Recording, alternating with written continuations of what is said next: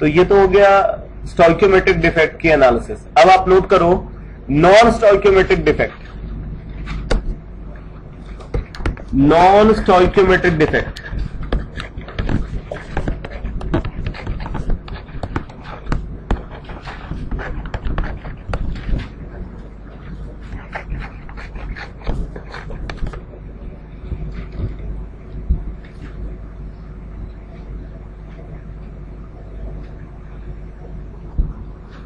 देखो, non stoichiometric defect को further दो कैटेगरी में डिवाइड करते हैं।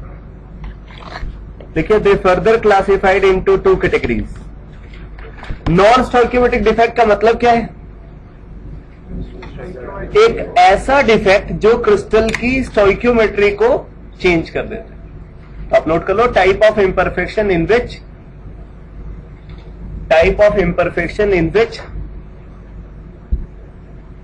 stoichiometry of the crystal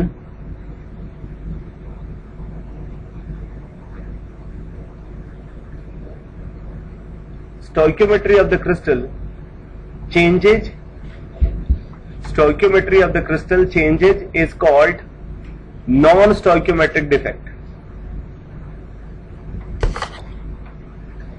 जैसे देखो, अगर एक परफेक्ट क्रिस्टल AB टाइप का है और इम्परफेक्शन के बाद वो ऐसा बन गया A0.93B,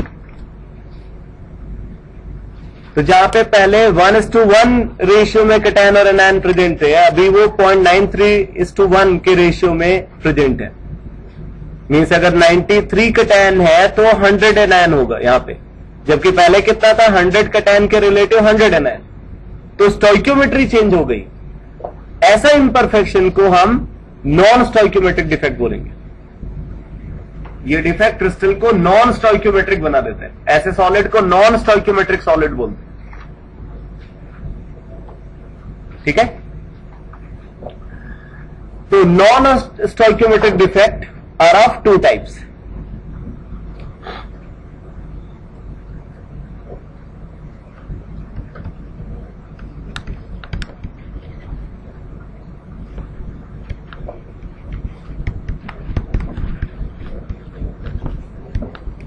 metal deficiency defect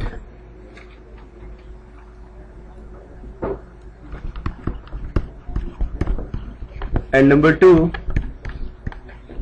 metal excess defect।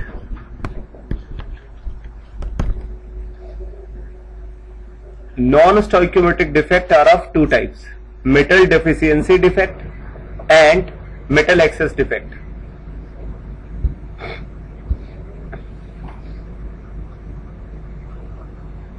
Metal deficiency defect का फर्दर कोई क्लासिफिकेशन नहीं है, बट मेटल एक्सेस डिफेक्ट को फर्दर हम दो कैटेगरी में डिवाइड करते हैं। ठीक है? तो पहले आप नोट करो metal deficiency defect.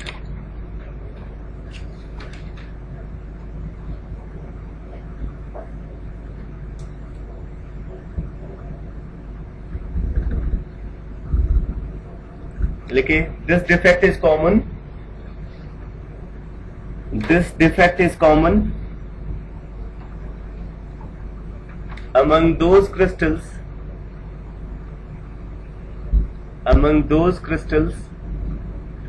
where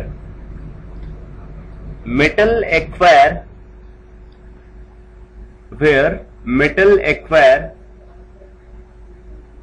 variable valency, variable valency.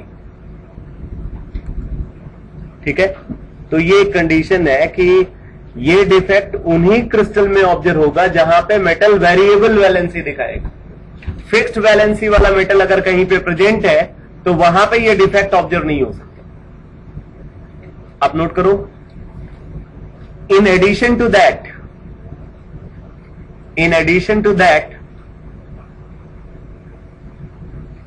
metal present in their lower oxidation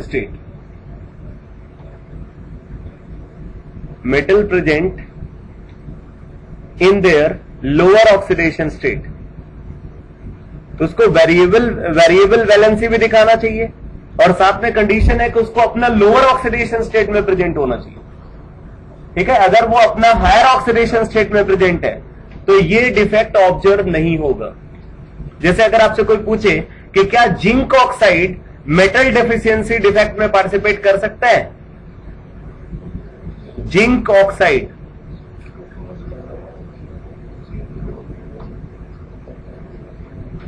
zinc की ऑक्सीडेशन स्टेट फिक्स होती है +2, तो फिक्स्ड ऑक्सीडेशन स्टेट है तो वो वेरिएबल वैलेंस वो इस डिफेक्ट में ऑब्जर्व नहीं हो सकता, क्योंकि वेरिएबल वैलेंसी का दिखाना एक नेसेसरी कंडीशन है। यहां पे वेरिएबल वैलेंसी की पॉसिबिलिटी नहीं है, तो जिंक ऑक्साइड इस डिफेक्ट में पार्टिसिपेट नहीं करेगा। क्या सोडियम क्लोराइड इस डिफेक्ट में पार्टिसिपेट करेगा? एल्कैली मेटल की वैलेंसी फिक्स होती है। क्या फेरिक ऑक्साइड इस डिफेक्ट में पार्टिसिपेट करेगा? नहीं करेगा। Ferric ion Fe3 positive, iron की एक और ऑक्सीडेशन स्टेट वैसे होती है +6, बट आयरन की जो +6 ऑक्सीडेशन स्टेट होती है उसके करस्पॉन्डिंग कंपाउंड बहुत अनस्टेबल होते हैं। अगर आयरन की स्टेबल ऑक्सीडेशन स्टेट देखें तो वो +2 और +3 है। क्लियर है? तो +3 उसकी हायर स्टेबल ऑक्सीडेशन स्टेट है। फेरिक का मतलब +3 ऑक्सीडेशन स्टेट। अगर मेटल अपना हायर ऑक्सीडेशन स्टेट में है तो वो इस डिफेक्ट में पार्टिसिपेट नहीं कर सकता। ठीक है, बट अगर आपसे कोई पूछे कि क्या wustite, what is wustite? FeO, ferrous oxide is called wustite. क्या वूस्टाइट मेटल डेफिशिएंसी डिफेक्ट में पार्टिसिपेट करेगा? ठीक है, कुछ कंपाउंड्स हैं जहां पे आयरन के हाइड्रेट फॉर्म होते हैं, वाटर के साथ कॉम्प्लेक्सेस फॉर्म होते हैं, उसमें आयरन +6 ऑक्सीडेशन स्टेट एक्वायर करते हैं, बट वो अनस्टेबल कंपाउंड्स हैं। बहुत स्ट्रॉन्ग ऑक्सीडाइजिंग एजेंट होता है Fe+6। ठीक है, तो वो स्टेबल फॉर्म में मेंटेन नहीं रह पाता।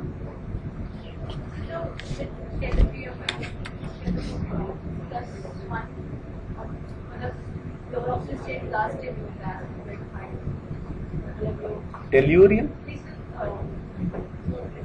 हेलियम, चलो दोनों में डिफरेंस नहीं है। Helium Tl, tellurium Te। Tellurium कौन से ग्रुप का एलिमेंट है?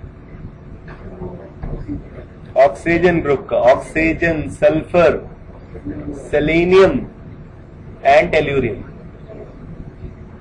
ठीक है, हाँ, तो क्या पूछना चाहते हो? हेलियम, हाँ एकदम सही है।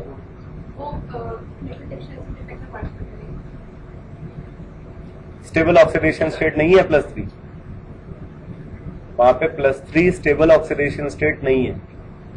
ठीक है, यहाँ पे स्टेबल ऑक्सीडेशन स्टेट भी एक कंडीशन है, अदरवाइज तो फिर तो आयरन +3 को भी, फेरिक ऑक्साइड को भी पार्टिसिपेट करना चाहिए था, बट उसका जो उससे जो हायर ऑक्सीडेशन स्टेट है वो अनस्टेबल है। वही बात आप भी बोल रहे हैं कि थैलियम पॉजिटिव स्टेबल है, थैलियम 3 पॉजिटिव अनस्टेबल है, क्योंकि वो स्टेबल ऑक्सीडेशन स्टेट नहीं है, इसलिए थैलियम TlCl को अगर आप देखो तो TlCl इस डिफेक्ट में पार्टिसिपेट नहीं करेगा।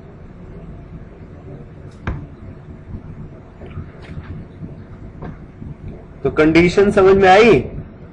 क्या है कंडीशन? मेटल को वेरिएबल वैलेंसी दिखाना चाहिए और मेटल को अपना लोअर ऑक्सीडेशन स्टेट में होना चाहिए। साथ में आप ये बोल सकते हो कि जो हायर ऑक्सीडेशन स्टेट है मेटल की वो स्टेबल होनी चाहिए। ठीक है, higher oxidation state of metal must be stable. जैसे अगर आपसे बोले, वैसे सिल्वर की 2 ऑक्सीडेशन स्टेट होती है, +1 एंड +2। सिल्वर की +2 ऑक्सीडेशन स्टेट भी ऑब्जर्व होती है, बट बहुत कम, और वो स्टेबल भी नहीं होती। ठीक है, अगर आप कंसीडर करते हो cuprous oxide, cuprous oxide participate कर सकते हैं, क्योंकि क्यूप्रिक आयन जो होता है वो भी स्टेबल फॉर्म में एग्जिस्ट करता है। कॉपर की 2 ऑक्सीडेशन स्टेट है, +1 and +2।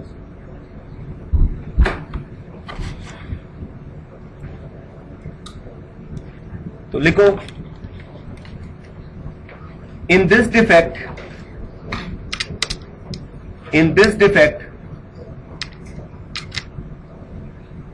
a metal ion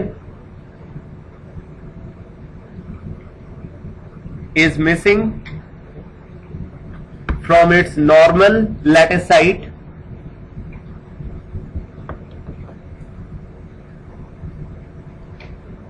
and some other cation of same metal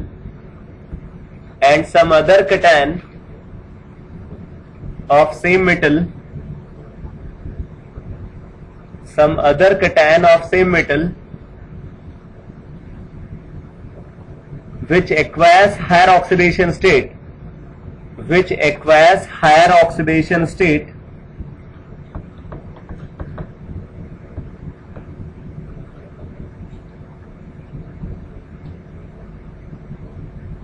acquire this cationic vacancy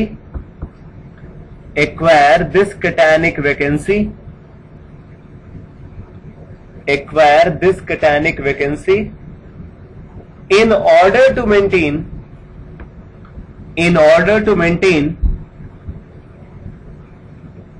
the electroneutrality of the crystal.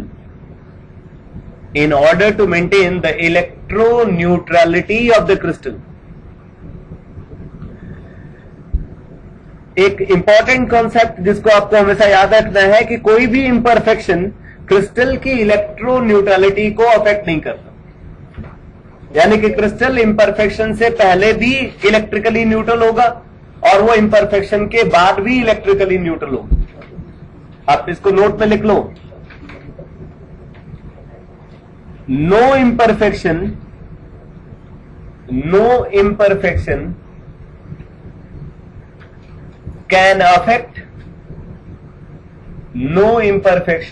affect the electroneutrality of the crystal. No imperfection can affect the electroneutrality of the crystal.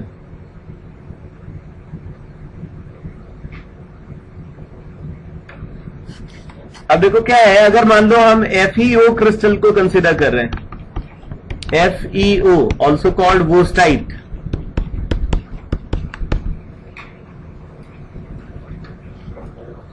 तो इस crystal के formation में Fe2 positive और O2 negative involve होंगे।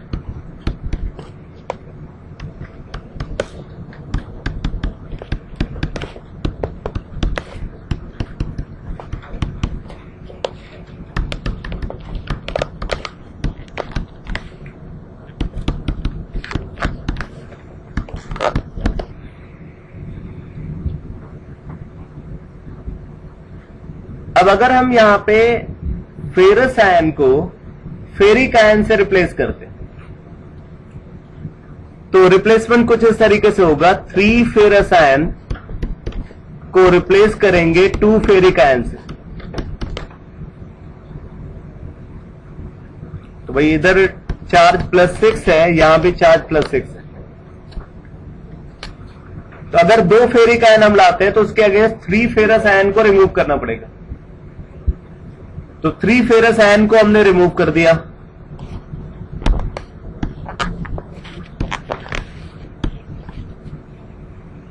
और इनमें से कोई 2 लैटिस पॉइंट, यहां पे 3 लैटिस पॉइंट से हमने फेरस आयन को रिमूव किया है, कोई 2 लैटिस पॉइंट को फेरिक आयन ऑक्यूपाई कर लेगा। ठीक है,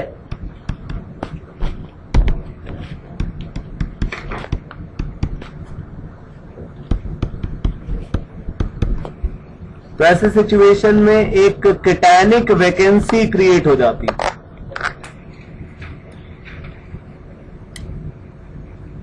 अब इस वैकेंसी का अगर आप रिजल्ट देखो तो पहले जहां पे मेटल और नॉन मेटल इक्वल नंबर में प्रेजेंट थे, अभी मेटल का नंबर कम हो गया in compare to non metal. Iron का नंबर ऑक्सीजन के कंपेयर में कम हो गया क्रिस्टल के अंदर। पहले जितने आयरन एटम थे वो नंबर ऑफ ऑक्सीजन एटम के इक्वल था परफेक्ट क्रिस्टल के अंदर, अभी आयरन का जो नंबर है वो ऑक्सीजन के नंबर से कम है। तो ऐसा क्रिस्टल इस टाइप का नॉन स्टोइकियोमेट्रिक सॉलिड बन जाएगा। Fe0.970 या Fe0.930, इस पे बेस्ड न्यूमेरिकल भी पूछे जाते हैं क्या? वो तो डिपेंड करेगा कि कितने आयरन 3 पॉजिटिव क्रिस्टल के अंदर है। जितने ज्यादा आयरन 3 पॉजिटिव क्रिस्टल के अंदर आएंगे, ये जो वैल्यू है उतनी कम होगी।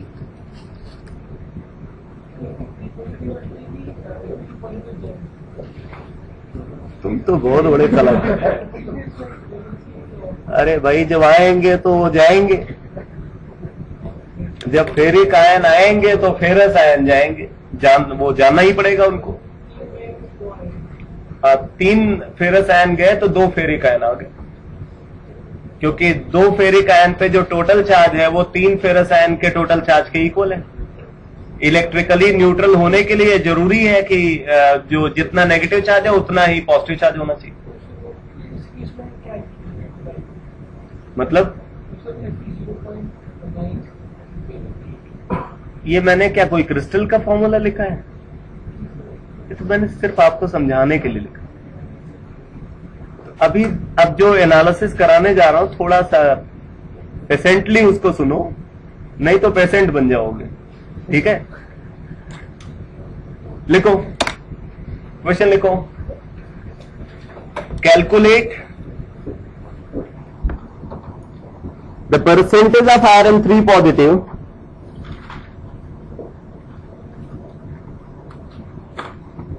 calculate the percentage of iron 3 positive present, calculate the percentage of iron 3 positive present in Fe0.930, in Fe0.930,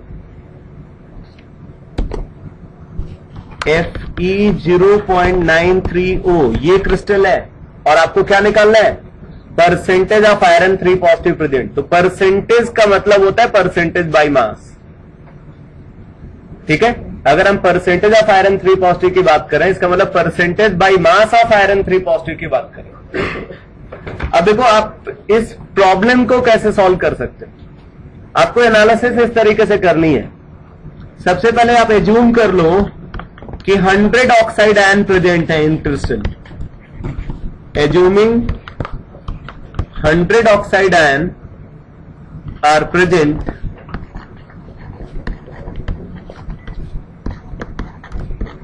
inside the crystal.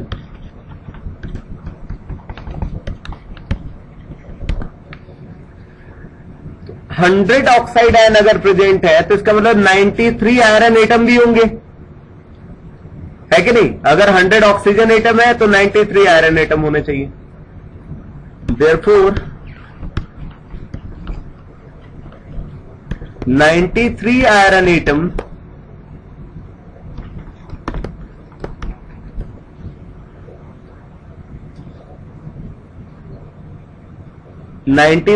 atom should be present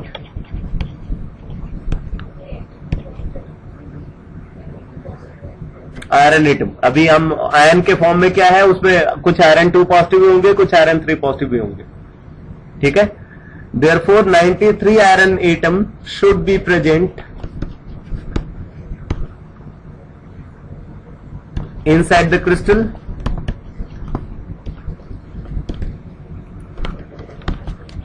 out of which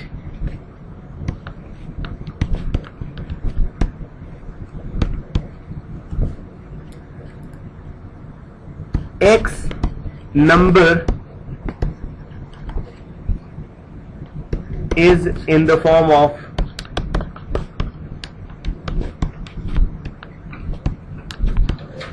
iron 3 positive.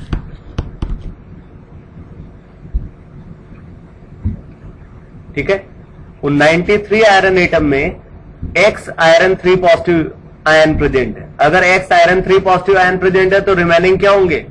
Iron 2 positive ion हो। ठीक है, तो अब आप इसके बाद लिखोगे from electro neutrality of the crystal, from electro neutrality of the crystal, क्या लिखोगे? टोटल कैटायनिक चार्ज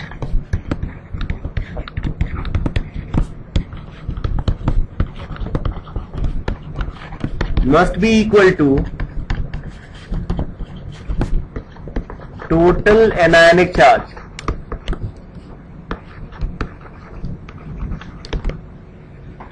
ठीक है, total cationic charge must be equal to total anionic charge. तो कैटायनिक चार्ज को अगर आप देखो तो X आयरन 3 पॉजिटिव है. आयरन 3 पॉजिटिव पे कितना चार्ज है? 3 यूनिट पॉजिटिव चार्ज है. तो इसका मतलब 3x plus 2 into 93 minus x,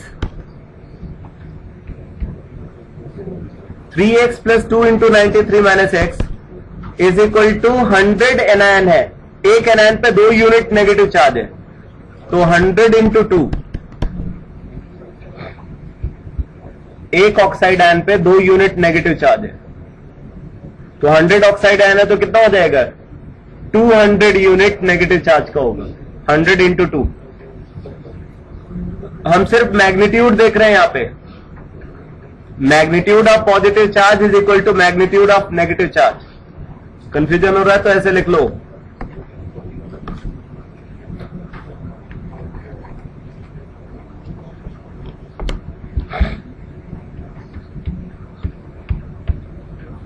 तो क्या आ जाएगा? x is equal to 2 into 100 minus 93.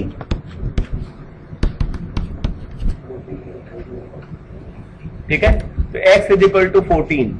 Therefore 14 iron 3 positive and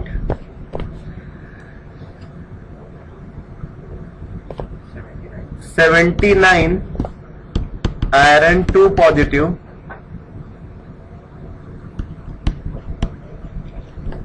should be present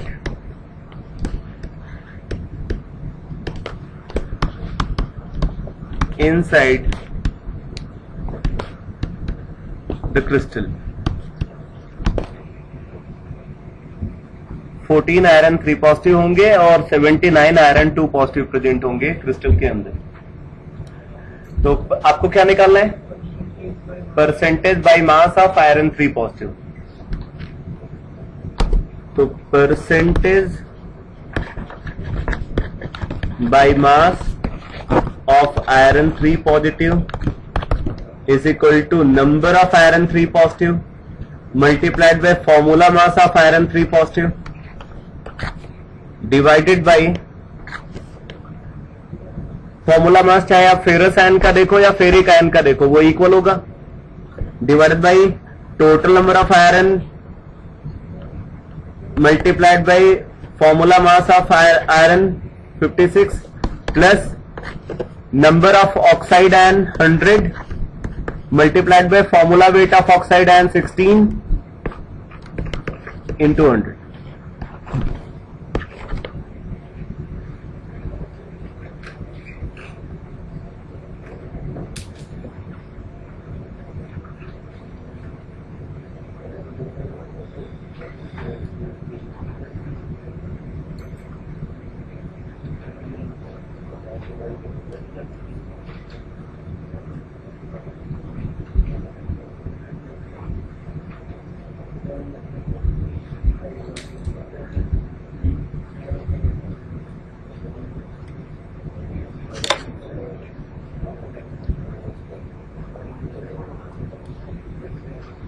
कितना है?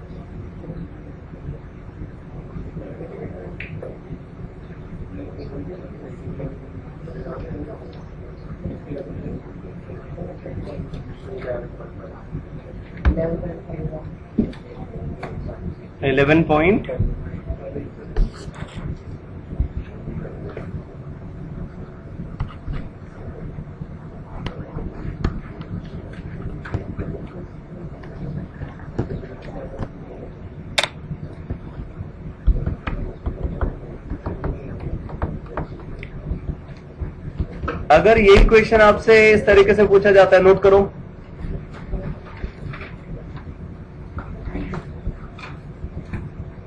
Calculate the percentage of iron 3 positive, calculate the percentage of iron 3 positive with respect to total number of cationic lattice point occupied.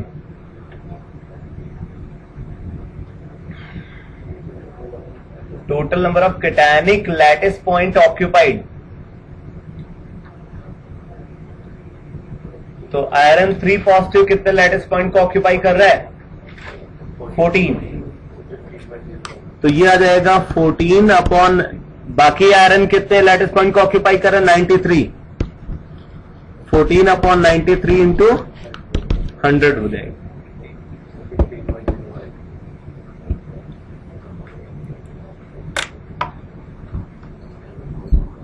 अगर इसको इस तरीके से पूछा जाए, percentage of iron 3 positive with respect to total number of cationic lattice point, percentage of iron 3 positive with respect to total number of cationic lattice point, 14 by 100 into 100। जो unoccupied lattice point है वो भी cationic lattice point ही है। वैसे perfect crystal में कितने cationic lattice point है? 100, उनमें से 14 ऑक्यूपाइड है, तो 14 by 100 into 100, 14%। ऑक्यूपाइड 93 है। पीछे वाले पार्ट में क्या पूछा जा रहा है? Percentage of iron 3 positive with respect to total number of cationic lattice point occupied. अब क्या बोल रहे हैं? Percentage of iron 3 positive with respect to total number of cationic lattice point. और अगर ये पूछा जाता आपसे percentage of iron 3 positive with respect to total number of lattice point, 100 cationic 100 anionic 200, तो 14 by 200 into 100, 7%।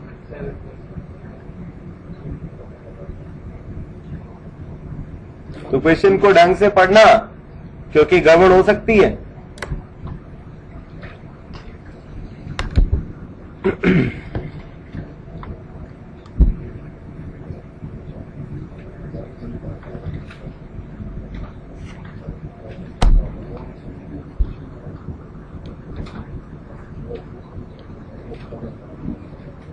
अब आप नोट करो, नॉन स्टोइकियोमेट्रिक डिफेक्ट में second category metal access defect.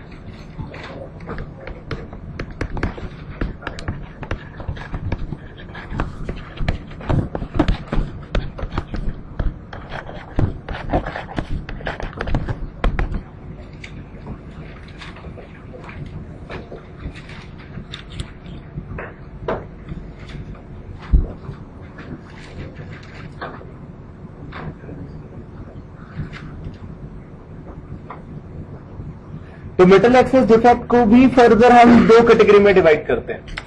It further classified into 2 categories.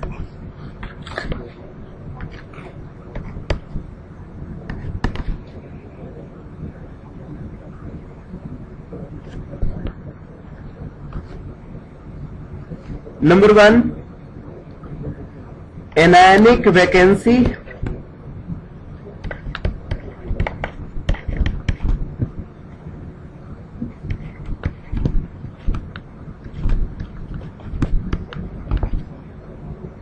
and number 2,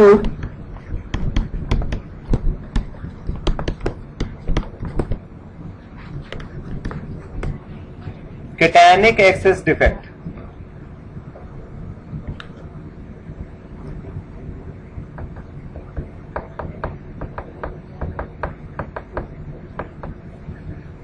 अब इसमें देखो, anionic vacancy defect उन crystals में फेवरेबल होता है जहां पे शॉर्टकी डिफेक्ट की कंडीशन फुलफिल होती है। जिन डिफेक्ट में शॉर्टकी डिफेक्ट के ऑब्जर्व होने, जिन क्रिस्टल के अंदर शॉर्टकी डिफेक्ट के ऑब्जर्व होने के चांसेस होते हैं, वहां पे एनायनिक वैकेंसी डिफेक्ट फेवरेबल होते हैं। जबकि जहां पे फ्रैंकल डिफेक्ट के ऑब्जर्व होने के चांसेस होते हैं, वहां पे कैटायनिक एक्सेस डिफेक्ट ऑब्जर्व होते हैं। ठीक है, तो आप नोट करो, anionic vacancy defect.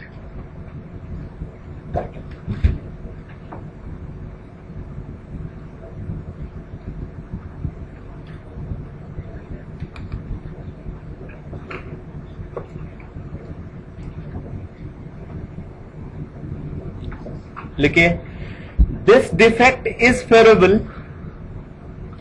This defect is favourable in strongly ionic compounds, in strongly ionic compounds such as, in strongly ionic compounds such as lithium chloride, sodium chloride, potassium chloride, etc.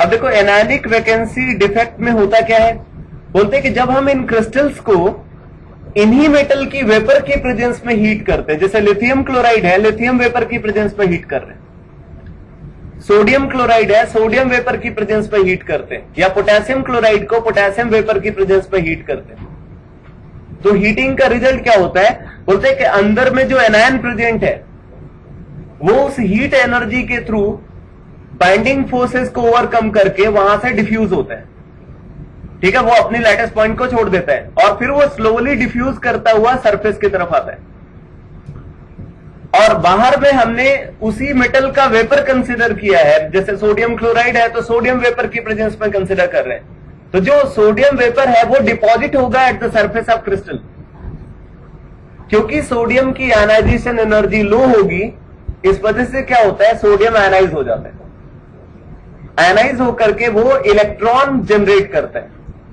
वो जो electron free होता है वो electron diffuse करके अंदर जाता है, electron crystal के अंदर जाता है और अंदर से एनायन बाहर आ रहा है, एनायन बाहर आकर के वो सरफेस पे प्रेजेंट सोडियम आयन से कंबाइन करके NaCl बना लेता है, सरफेस पे सोडियम आयन है, अंदर से क्लोराइड आयन है, सोडियम आयन और क्लोराइड आयन मिलकर के NaCl बना लेते हैं, और यहां पे जो इलेक्ट्रॉन लूज हुआ वो इलेक्ट्रॉन डिफ्यूज करके अंदर गया और वो उस पोजीशन को ऑक्यूपाई करता है जहां पे एनायन प्रेजेंट था, एनायनिक लैटिस पॉइंट को वो इलेक्ट्रॉन ऑक्यूपाई करता है जो सोडियम के आयनाइजेशन के थ्रू प्रोड्यूस हुआ। ऐसे सिचुएशन में वहां पे एक अनपेयर्ड इलेक्ट्रॉन प्रेजेंट होगा, और अनपेयर्ड इलेक्ट्रॉन की प्रेजेंस क्रिस्टल को पैरामैग्नेटिक बना देता है, यानी कि ऐसे क्रिस्टल पैरामैग्नेटिक होते हैं। एक और बात, क्रिस्टल की जो डेंसिटी है वो डिक्रीज कर जाएगी, क्योंकि एनायन बाहर आया, मास कम हो गया, तो क्रिस्टल की डेंसिटी डिक्रीज कर जाएगी। क्रिस्टल इलेक्ट्रिक फील्ड को अप्लाई करने पे जो इलेक्ट्रॉन प्रेजेंट है क्रिस्टल के अंदर वो इलेक्ट्रॉन मूव करने लगता है, तो क्रिस्टल एक टाइप का सेमीकंडक्टर बन जाता है, जिसको हम नेगेटिव टाइप सेमीकंडक्टर बोलते हैं। इलेक्ट्रॉन बहुत इफेक्टिवली इलेक्ट्रिसिटी का कंडक्शन करा सकते हैं, तो ऐसे सिचुएशन में सॉलिड की जो कंडक्टिविटी है वो सेमीकंडक्टर की रेंज में आ जाती है, वो एक टाइप का सेमीकंडक्टर बन जाता है, नेगेटिव टाइप सेमीकंडक्टर बोलते हैं। जब ऐसे क्रिस्टल के सरफेस पे फोटोन इंसिडेंट होता है तो फोटोन के थ्रू जो एनर्जी मिलती है उसी एनर्जी के थ्रू भी इलेक्ट्रॉन मूव कर सकता है, तो क्रिस्टल फोटो कंडक्टर बन जाता है। ऐसे बोलते हैं कि वो जो अनपेयर्ड इलेक्ट्रॉन है वो इलेक्ट्रॉन एक्साइट भी हो सकता है, उसके एक्साइटेशन के लिए जो एनर्जी रिक्वायर्ड है वो एनर्जी इलेक्ट्रोमैग्नेटिक रेडिएशन के फॉर्म में सिस्टम को मिलती है, तो वो विजिबल रेडिएशंस को एब्जॉर्ब करके एक्साइटेड स्टेट में चला जाता है, और अगर वो विजिबल रेडिएशन के थ्रू एक्साइट होता है तो वो विजिबल रेडिएशन का ट्रांजिशन को इमिट करेगा, और जिस ट्रांजिशन को वो इमिट करेगा वैसा वो खुद अपीयर होगा, यानी कि क्रिस्टल कलर्ड हो जाते हैं। ठीक है, तो ऐसे क्रिस्टल कलर्ड होते हैं। अब ये जो कलर्ड फॉर्मेशन, जो कलर फॉर्मेशन हो रहा है, ये कलर फॉर्मेशन उस अनपेयर्ड इलेक्ट्रॉन की वजह से हो रहा है, तो जहां पे वो अनपेयर्ड इलेक्ट्रॉन प्रेजेंट होता है उस पॉइंट को हम एप सेंटर बोलते हैं। ठीक है, anionic vacancy is also called app centre. ये बेसिकली एक जर्मन वर्ड से डिराइव्ड है, फार्बेनजेंटर।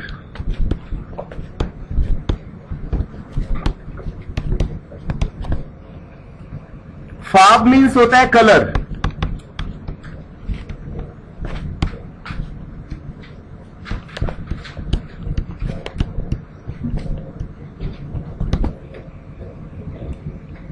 फाव मीन्स क्या होता है? कलर होता है। ठीक है, तो ये जो पॉइंट है जहां पे अनपेयर्ड इलेक्ट्रॉन प्रेजेंट है, वही पॉइंट क्रिस्टल को कलर्ड बना रहा है, इसलिए हम उसको कलर सेंटर भी बोलते हैं। ठीक है, तो क्रिस्टल बिकम्स कलर्ड। तो ये इसके इफेक्ट्स हैं अगर हम कंसीडर करें एनायनिक वैकेंसी डिफेक्ट को। तो आप नोट करो,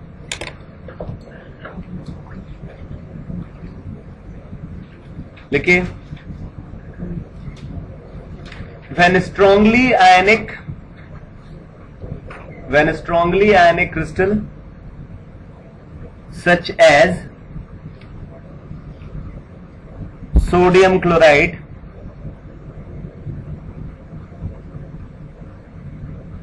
is heated in presence of sodium vapor,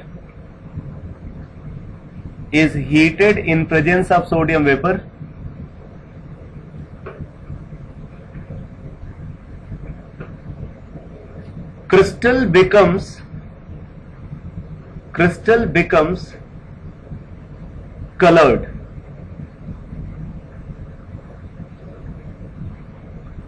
This color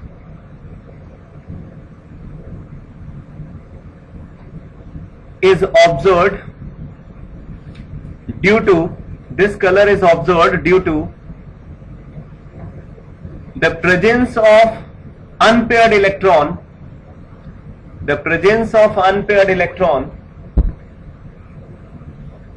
at anionic lattice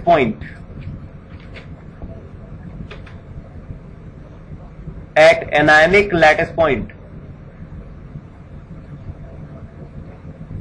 This lattice point is also known as F center. ठीक है, क्योंकि वो कलर क्रिस्टल को कलर्ड बनाने के पीछे रिस्पॉन्सिबल है। तो यहां पे बोल रहे हैं कि अगर हमारे पास सोडियम क्लोराइड क्रिस्टल है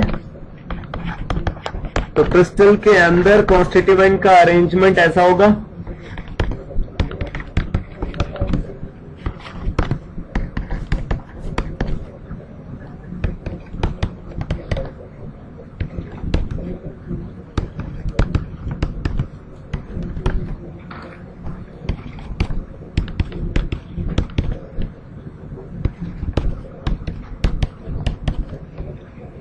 बोलते जब इस क्रिस्टल को सोडियम वेपर की प्रेजेंस में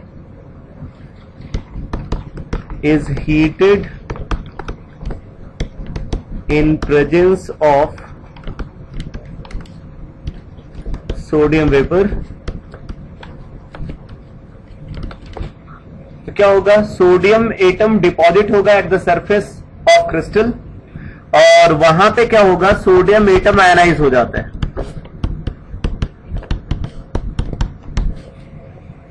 ठीक है, सोडियम के आयनाइजेशन के थ्रू क्या होता है भाई? इलेक्ट्रॉन जनरेट होता है।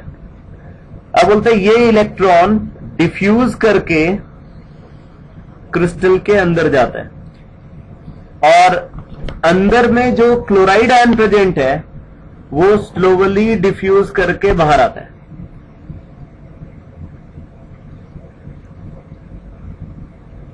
ठीक है, इलेक्ट्रॉन डिफ्यूज करके अंदर जा रहा है और एनायन डिफ्यूज करके बाहर आ रहा है। बाहर में वो एनायन जो कैटायन प्रेजेंट है उससे कंबाइन करके क्या बना लेगा? NaCl बना लेगा।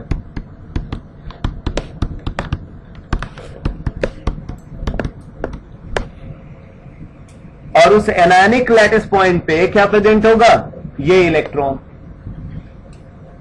ठीक है, तो जिस पॉइंट पे इलेक्ट्रॉन प्रेजेंट है उसी पॉइंट को हम क्या बोलते हैं? F सेंटर बोलते हैं।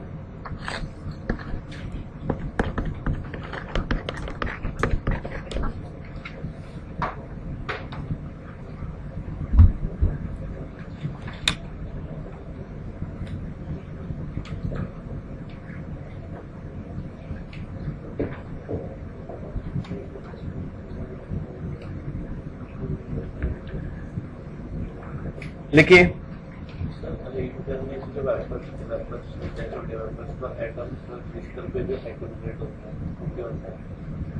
वो तो बेसिकली हम वो ये बोल रहे हैं कि भाई हमने उसको हीट एनर्जी दे करके उसको वेपराइज किया है, तो वेपराइजेशन के मीन टाइम उसका कुछ ऐसा कुछ एटम्स उसके ऐसे हो सकते हैं जो एब्जॉर्ब हो जाते हैं at the surface of crystal.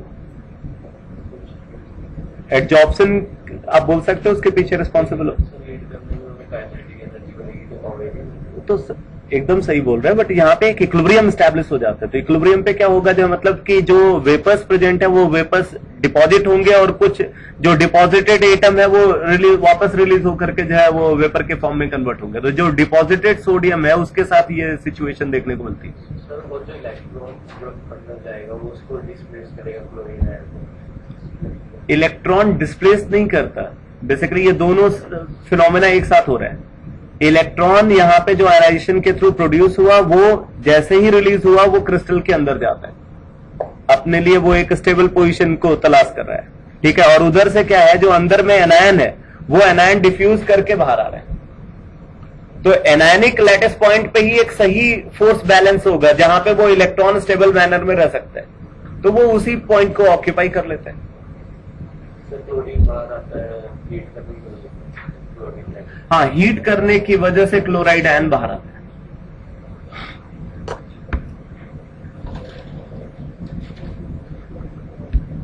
लिखिए, effect of anionic vacancy defect.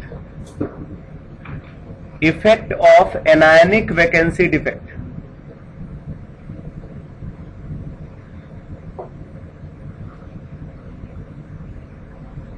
First point लिखिए, density of crystal decreases. Density of crystal decreases. Number 2, stability as well as lattice energy. Stability as well as lattice energy of the crystal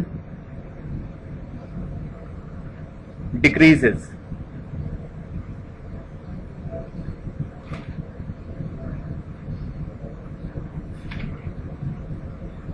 metal deficiency defect के जो consequences हैं वो आपने note किए। Metal deficiency defect क्या क्या होने चाहिए आप बता दो। डेंसिटी पे क्या इफेक्ट होगा, डेंसिटी डिक्रीज करनी चाहिए, ठीक है। डेंसिटी डिक्रीज कर जाएगी, इलेक्ट्रिकल कंडक्टिविटी इंक्रीज कर जाएगी, क्रिस्टल पॉजिटिव टाइप कंडक्टर बन जाएगा। Density of electrical conductivity increases and crystal becomes positive type conductor, क्योंकि कैटायनिक वैकेंसी क्रिएट हुई है। और क्या होगा, स्टेबिलिटी कम हो जाएगी, लैटिस एंथैल्पी कम हो जाएगी।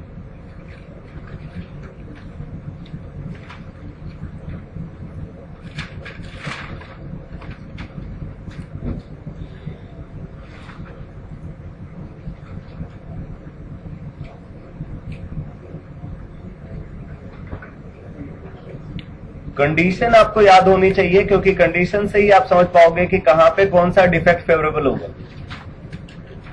ठीक है। हर डिफेक्ट की अपनी एक फेवरेबल कंडीशन है, वो कंडीशन जब होल्ड करेगी तभी वो डिफेक्ट ऑब्जर्व होगा।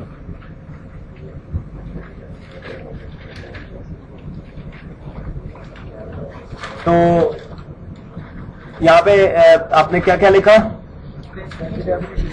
Density of crystal decreases, stability as well as lattice enthalpy of the crystal decreases.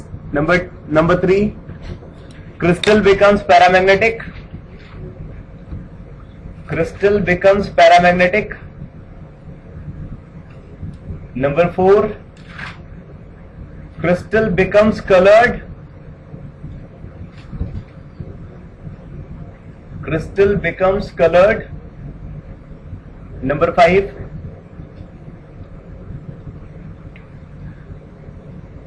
crystal becomes photoconductor. Crystal becomes photoconductor. And last point, crystal becomes negative type semiconductor. Crystal becomes negative type semiconductor. ये जो free electron है यही electron move करता है, तो electron negative charge carrier है, इस वजह से बोलेंगे क्रिस्टल नेगेटिव टाइप सेमीकंडक्टर बन जाएगा।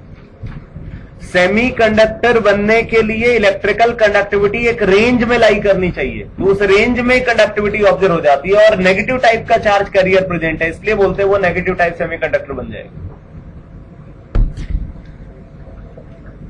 हमने पीछे नहीं बोला कि वो पॉजिटिव टाइप सेमीकंडक्टर बन जाएगा, क्योंकि इलेक्ट्रिकल कंडक्टिविटी सेमीकंडक्टर वाली रेंज में लाई नहीं करती।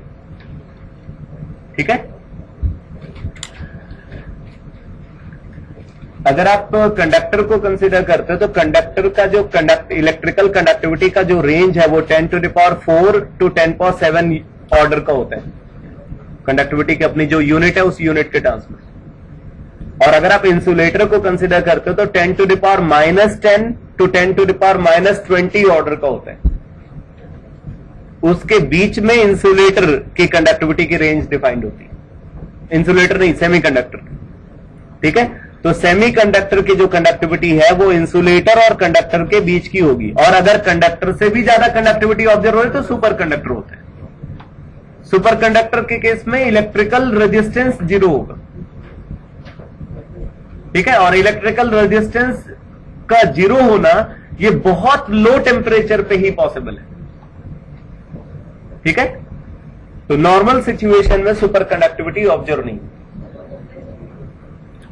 इलेक्ट्रिकल जो रेजिस्टेंस है वो टेम्परेचर को बढ़ाने पे इंक्रीज करता है।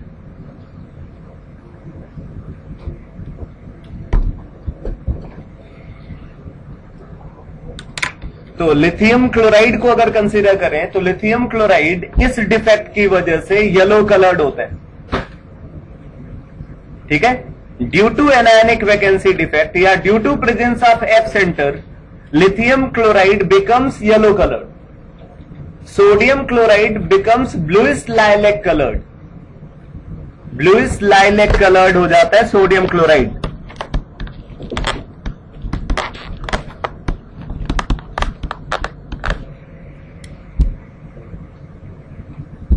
और अगर पोटेशियम क्लोराइड को कंसीडर करें तो पोटेशियम क्लोराइड पिंक कलर्ड हो जाता है।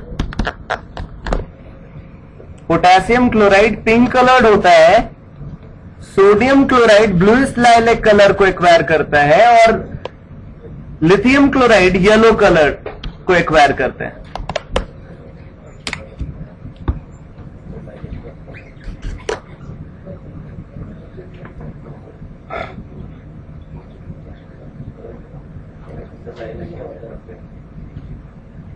वायलेट कलरेशन बेसिकली ब्लू का जो सेकेंडरी कलर, ब्लू को अगर आप देखो तो वो प्राइमरी कलर है, उसके साथ अगर आप कुछ रेडिश टिंज अगर ऑब्जर्व हो तो उसको ब्लूइश लाइलैक बोलते हैं। ठीक है,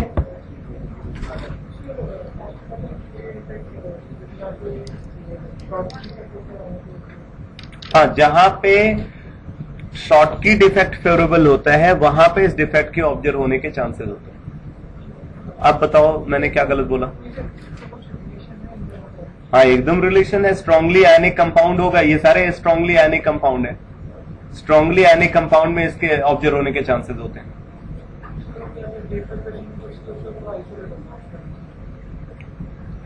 बेसिकली आप जो मेटल कंसिडर कर रहे हो वो स्ट्रांगली इलेक्ट्रोपॉजिटिव है। अगर मेटल स्ट्रांगली इलेक्ट्रोपॉजिटिव है तो आयनिक कंपाउंड, आयनिक कैरेक्टर के ऑब्जर्व होने के चांसेस ज्यादा होंगे, परसेंटेज आयनिक कैरेक्टर ज्यादा होंगे। इलेक्ट्रोपॉजिटिविटी अगर ज्यादा होगी तो ऑब्वियस बात है वो जल्दी इलेक्ट्रॉन लूज कर जाएगा, उसका आयनाइजेशन इजी होगा।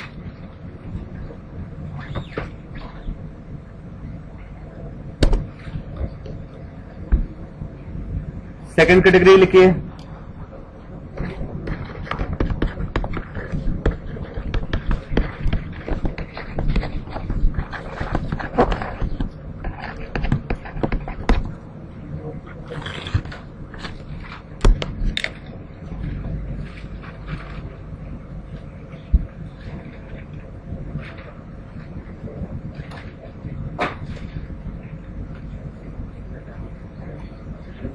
लिखिए, this defect is favourable this defect is favorable among those crystal. This defect is favorable among those crystal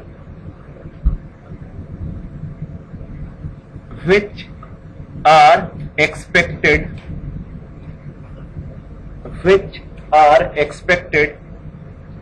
to participate in Frankel defect, which are expected to participate in Frankel defect. ठीक है, means जहां पे covalent character ज्यादा होगा. तो ऐसे अगर आप कैटायनिक एक्सेस डिफेक्ट को देखो तो कैटायनिक एक्सेस डिफेक्ट उन क्रिस्टल्स में ऑब्जर्व होता है जिनकी वोलेटिलिटी ज्यादा होती है. क्योंकि कोवेलेंट कैरेक्टर ज्यादा है, इस वजह से वोलेटिलिटी भी ज्यादा होगी. आयनिक कैरेक्टर अगर ज्यादा होगा तो वोलेटिलिटी कम होगी. तो जिन क्रिस्टल्स की वोलेटिलिटी ज्यादा होती है वहां पे इस डिफेक्ट के ऑब्जर्व होने के चांसेस होते हैं. जैसे जिंक की कंपाउंड है, जिंक ऑक्साइड है, जिंक सल्फाइड है. ठीक है, तो ऐसे क्रिस्टल्स ज्यादा वोलेटाइल होते हैं, और ज्यादा वोलेटाइल है तो वहां पे इस डिफेक्ट के ऑब्जर्व होने के चांसेस होते हैं. ठीक है.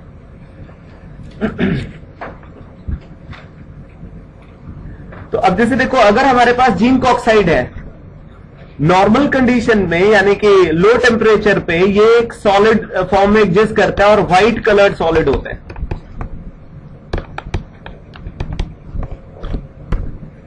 बट जब जिंक ऑक्साइड को हीट करते हैं तो हीटिंग के मीन टाइम क्या होता है, ये इस तरीके से रिएक्शन में पार्टिसिपेट करेगा. Zinc 2 positive plus oxygen gas plus electron.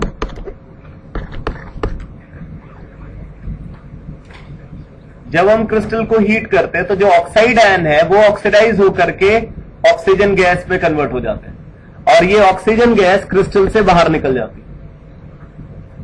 ठीक है, ऑक्सीजन गैस एस्केप आउट हो जाएगी.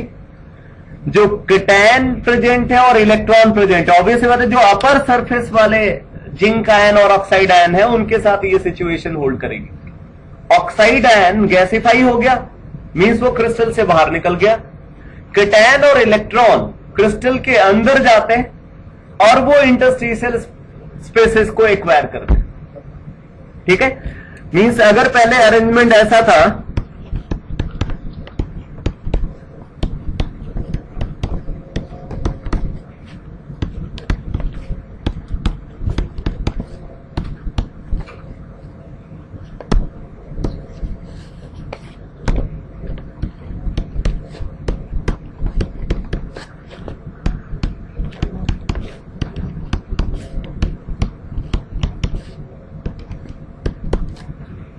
तो क्या होता है, बोलते हैं यहां पे जो जिंक आयन और इलेक्ट्रॉन रिमेनिंग है ये इंटरस्टिशियल स्पेसेस को एक्वायर करते हैं.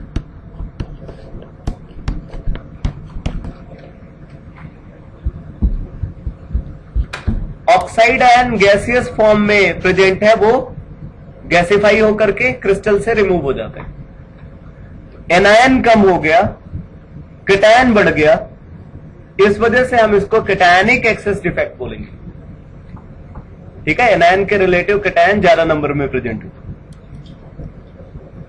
अब इस डिफेक्ट की वजह से क्या होता है, बोलते हैं इस डिफेक्ट की वजह से जिंक ऑक्साइड का कलर चेंज हो जाता है, वो येलो कलर्ड हो जाता है. पहले वो व्हाइट कलर्ड था, हीट करने पे वो येलो कलर्ड सॉलिड के फॉर्म में ऑब्जर्व होते हैं.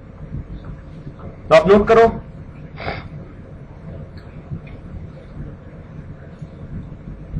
Effect of cationic excess defect.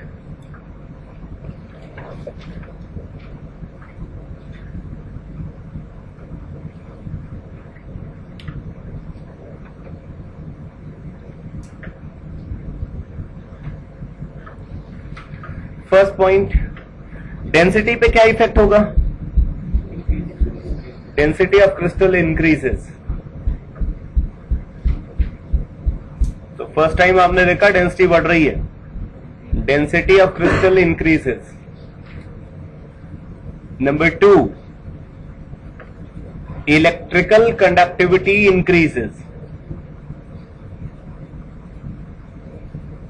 Electrical conductivity increases. वैसे कंडक्टिविटी सेमीकंडक्टर की रेंज में ऑब्जर्व होती है, बट ये यहां पे किसी टाइप का सेमीकंडक्टर फॉर्म नहीं होगा, क्योंकि पॉजिटिव और नेगेटिव दोनों टाइप के चार्ज कैरियर प्रेजेंट है। सेमीकंडक्टर दो ही टाइप के होते हैं, positive P type semiconductor and N type semiconductor.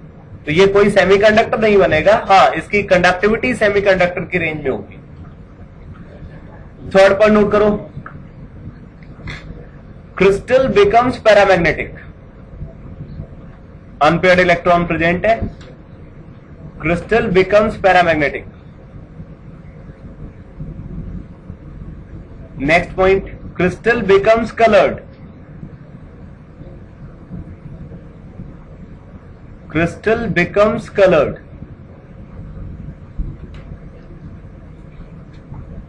Next point, crystal becomes photoconductor.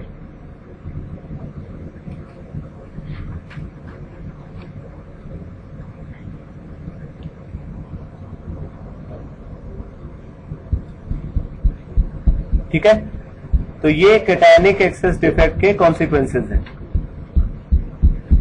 Stability पे क्या इफेक्ट होगा? स्टेबिलिटी और लैटिस एनर्जी यहां भी डिक्रीज करेगी। कोई भी इंपरफेक्शन क्रिस्टल के स्टेबिलिटी को कम करते हैं।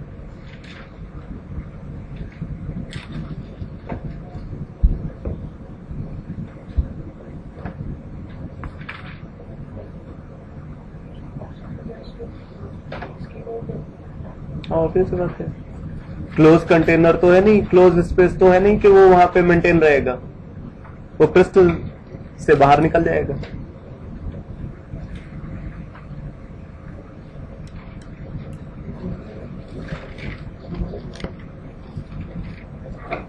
तो ये है एनालिसिस नॉन स्टोइकियोमेट्रिक डिफेक्ट की। अब आप लास्ट केस नोट करिए, इम्प्योरिटी डिफेक्ट।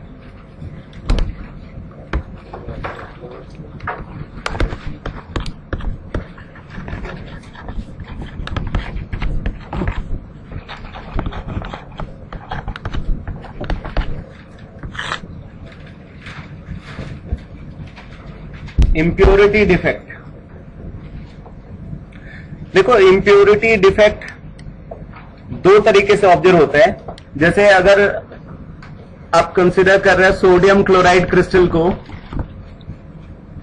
और इस क्रिस्टल के अंदर डोपिंग करते हैं। डोपिंग का मतलब addition of some foreign substance in extremely small amount. ठीक है, अगर हम एक डिफरेंट सब्सटेंस को एक्सट्रीमली स्मॉल अमाउंट में ऐड करते हैं तो इस फिनोमेना को बोलते हैं डोपिंग। तो जैसे सोडियम क्लोराइड है, सोडियम क्लोराइड के अंदर हमने स्ट्रांसियम क्लोराइड की डोपिंग कर दी। अब क्या होगा, एनायन तो दोनों में कॉमन है, बट कैटायन डिफर कर रहा है। और कैटायन में भी क्या डिफरेंस है, यहां पे यूनी पॉजिटिव चार्ज एक्वायर कर रहा है कैटायन, और यहां पे डाई पॉजिटिव चार्ज एक्वायर कर रहा है। तो क्या होगा, जब एक स्ट्रांसियम आयन इस क्रिस्टल के अंदर आएगा तो इलेक्ट्रिकल न्यूट्रलिटी को मेंटेन करने के लिए दो सोडियम आयन रिमूव हो जाएगी। अगर एक स्ट्रांसियम आयन क्रिस्टल के अंदर आया तो उसके अगेंस्ट दो सोडियम आयन रिमूव हो जाएंगे। तो एक सोडियम आयन वाला लैटिस पॉइंट को तो स्ट्रांसियम आयन ऑक्यूपाई कर लेगा, बट एक लैटिस पॉइंट वैकेंट होगा। ठीक है, इसके थ्रू जो क्रिस्टल फॉर्म होगा उसको हम बोलेंगे वो एक इम्परफेक्ट क्रिस्टल होगा, और इम्परफेक्ट क्रिस्टल के अंदर जो डिफेक्ट होगा उसको इम्प्योरिटी डिफेक्ट बोलेंगे। एक तो इम्प्योरिटी डिफेक्ट इस तरीके से ऑब्जर्व होता है, और दूसरा इम्प्योरिटी डिफेक्ट जहां पे सेमीकंडक्टर्स का फॉर्मेशन होता है। ठीक है, तो दो टाइप के सेमीकंडक्टर हम बोलते हैं, negative type semiconductor and positive type semiconductor. Semiconductor का फॉर्मेशन कुछ इस तरीके से होता है। हम कंसीडर करते हैं सेमीकंडक्टर के फॉर्मेशन के लिए ग्रुप 14 एलिमेंट का कोवेलेंट नेटवर्क। ग्रुप 14 एलिमेंट का कोवेलेंट नेटवर्क को कंसीडर करते हैं। तो जैसे हमने कंसीडर किया सिलिकॉन को या जर्मेनियम को। प्योर सिलिकॉन या प्योर जर्मेनियम इलेक्ट्रिसिटी का कंडक्टर नहीं होता। ठीक है, जब उसमें डोपिंग होती है डिफरेंट ग्रुप के एलिमेंट्स की, तब वो इलेक्ट्रिकल कंडक्टिविटी दिखाता है और वो सेमीकंडक्टर बन जाता है। तो यहां पे ग्रुप 13 एलिमेंट को भी हम कंसिडर कर सकते हैं, ग्रुप 15 एलिमेंट को भी कंसिडर कर सकते हैं। ठीक है, ग्रुप 13 एलिमेंट में यहां पे जो प्रिफर्ड है वो है एल्युमिनियम और गैलियम, और ग्रुप 15 एलिमेंट में प्रिफर्ड है फास्फोरस और आर्सेनिक। ठीक है भाई, यहां पे आप देखो इन एलिमेंट्स के पास 4 वैलेंस इलेक्ट्रॉन है,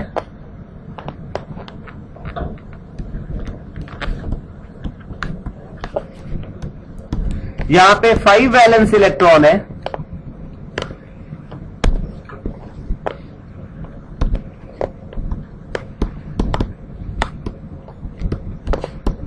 और यहां पे 3 वैलेंस इलेक्ट्रॉन है।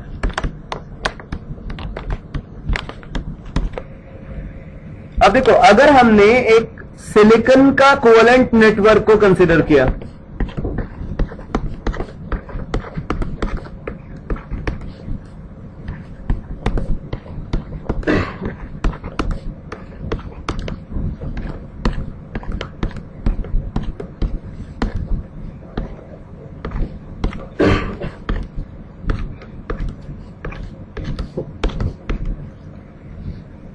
ठीक है, हमने सिलिकॉन का एक कोवेलेंट नेटवर्क को कंसिडर किया, तो सिलिकॉन एटम यहां पे 4 कोवेलेंट बॉन्ड फॉर्म करेगा बिकॉज उसके पास 4 वैलेंस इलेक्ट्रॉन है। Means each silicon atom is surrounded by 4 silicon atom. ठीक है, जैसे डायमंड का स्ट्रक्चर होता है वैसा ही स्ट्रक्चर होगा यहां पे। तो सिलिकॉन का एक कोवेलेंट नेटवर्क है। अब इस कोवेलेंट नेटवर्क में हम ग्रुप 13 एलिमेंट की डोपिंग करते हैं। ग्रुप 13 एलिमेंट का मतलब, अगर मान लो कि हम एल्युमिनियम को लाते हैं, ठीक है, तो एल्युमिनियम के आने की वजह से क्या होगा,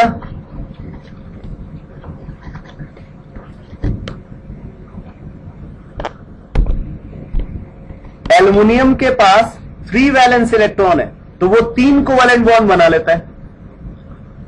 ठीक है, और यहां पे सिलिकॉन के पास 4 वैलेंस इलेक्ट्रॉन है, तो वो 1 इलेक्ट्रॉन के थ्रू यहां पे एक पार्शियल बॉन्ड बना लेता है। ये 1 इलेक्ट्रॉन बॉन्ड होगा, ये कंप्लीट बॉन्ड नहीं है।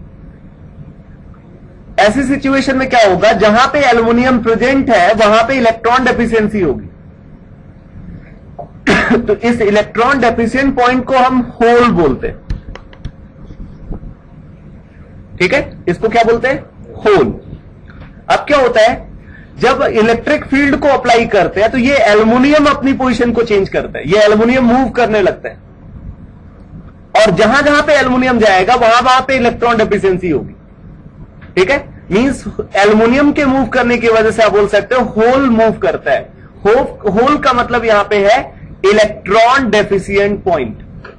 तो जो इलेक्ट्रॉन डेफिशिएंट है वो पॉजिटिवली चार्ज होगा।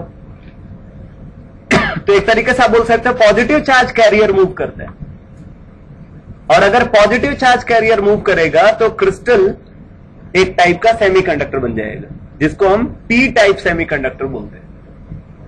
ठीक है, तो अगर ग्रुप 13 एलिमेंट की डोपिंग होती है ग्रुप 14 एलिमेंट के कोवेलेंट नेटवर्क में, तो क्या बनता है, पी टाइप सेमीकंडक्टर बनता है। और अगर ग्रुप 15 एलिमेंट की डोपिंग होती है ग्रुप 14 एलिमेंट के कोवेलेंट नेटवर्क में, तो एन टाइप सेमीकंडक्टर बनता है।